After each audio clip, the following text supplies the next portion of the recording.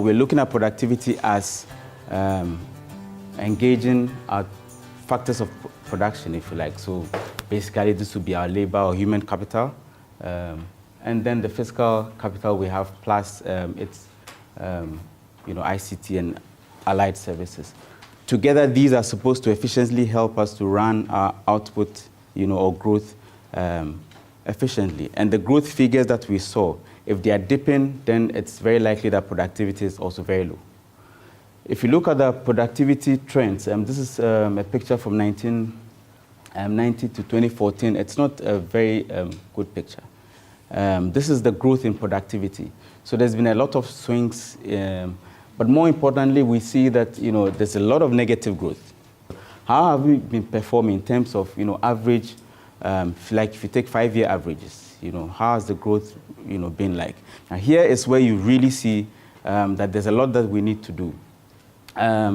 So we've 1990 to 1994, and then ending with the last last 5 years, that is up to 2014. It's very clear. Now here I've added a few African countries, apart from BRICS, just to put ourselves in perspective as well on the continent. We are only slightly better than Brazil, slightly, in terms of how we've grown in productivity over the period. But you would see that the last decade or so hasn't been good for us. One of the reasons that you would have a slowdown in productivity growth would be low efficiency in labor and capital, and so it's understandable that there's a lot of emphasis on human capital in the NDP. We should move more towards high return, high return in sort of high return sectors, or invest in high return sectors. So one of the issues here would be human capital development. We used to have technicons. There was a reason for the technicons.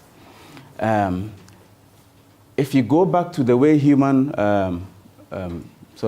the issue about human capital development, and think carefully about it, it's about having an educational system that is able to increase the skill knowledge. And Professor Karan talked about the fact that there's a gap between low skill and high skill, or low skill jobs are reducing, high skill jobs are increasing. But if you look at our human capital strategy or educational strategy to driving human capital, perhaps it's about time we went back to look at some of the things we had in the past and then re-engineer them to influence the skill development. Here there's an example I've just mentioned the Singapore situation where they had this multi-paths to education. So you've got schools that are high schools that are academic inclined, sort of, if you get into these high schools and you're on a certain top 5 percentile in terms of your performance, you end up at the university. And then we've got the technicons and the polytechnic high schools, which are specifically aimed at top-level occupational training, and as well as technical training, which will help you work as a highly qualified technical person or technician, which would be akin to our previous technicons, in a way. But here, the catch is that if you're very good, if you're, again, in the top 5 percentile, you could end up with the university, if you want to. And then what I would call my third part, my addition to this, which I would explain again when we get into what I think we need to sort of invest in, would be another level of a technical institute. Could be part of the technicons, or it could be a special technical, but which focuses on vocational and agricultural, the agricultural sector training. And the idea is to generate people who have skill, or craftsmen, artisans, or skill in, for instance, in the agri sector.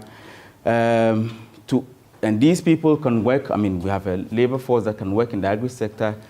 If we do this, we can have a situation where we have a nice blend of skill levels, from low, medium, middle, high, to the high level. In the global sphere, there's this talk about, in human capital development, there's a talk about the STEM approach, which is, your education should be based on the science, technology, engineering, mathematics. But I've added agriculture, so I'm calling the STEM approach.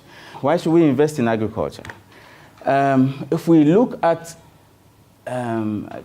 some of the BRICS countries, and then here I add, well, all of us, the BRICS countries, I add Morocco, except for Russia.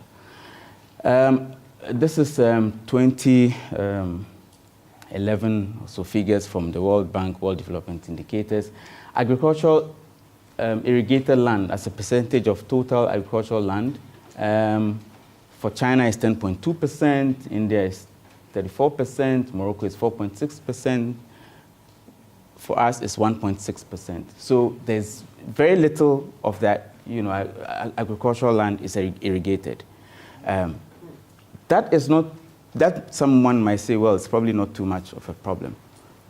But if you look at that's the third column, that's where there's if you look at this in comparison to the third column, that's when there's an issue.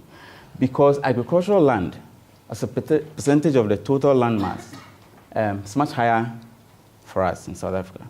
So there's much more agricultural land, mass that we have as compared to China, and yet less of it is irrigated. In fact, it's not surprising that the value add for agriculture is also quite low. But it tells us that there's something in the agricultural sector which we must get into, because the land mass in itself has more agriculture, and agriculture can, has food security implications, has manufacturing implications. We can eventually generate the productivity growth that we're looking for if we move into this sector.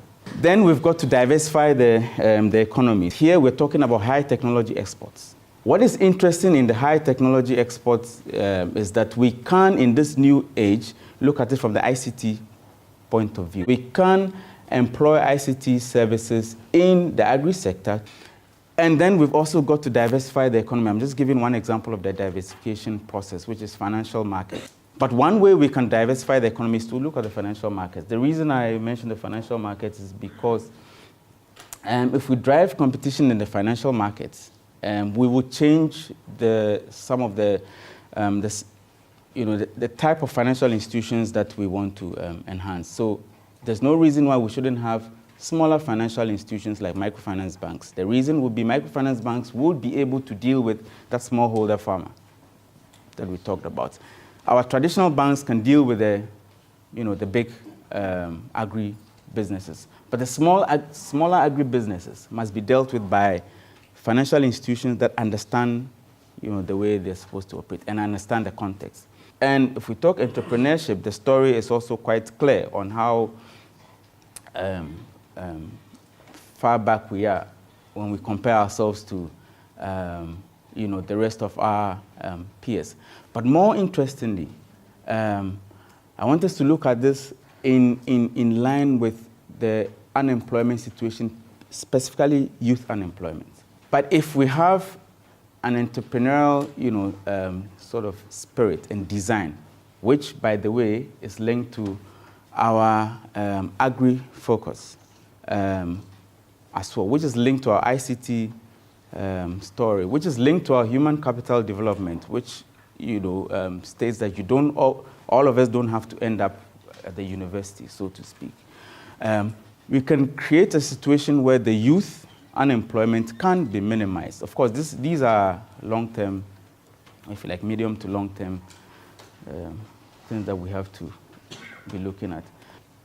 And then what I'll say is, finally, is that it's a dual economy approach as well that we are looking at, because we have a dual economy in our country. And if we don't address the productivity issues from both the if you like, first class economy and then the second class economy, we may end up just addressing one side of the economy and still perpetuate the dual economy problem. So that part of the economy which has been low to grow must also be looked at very well. Thank you very much. I hope I was in time. Thank you.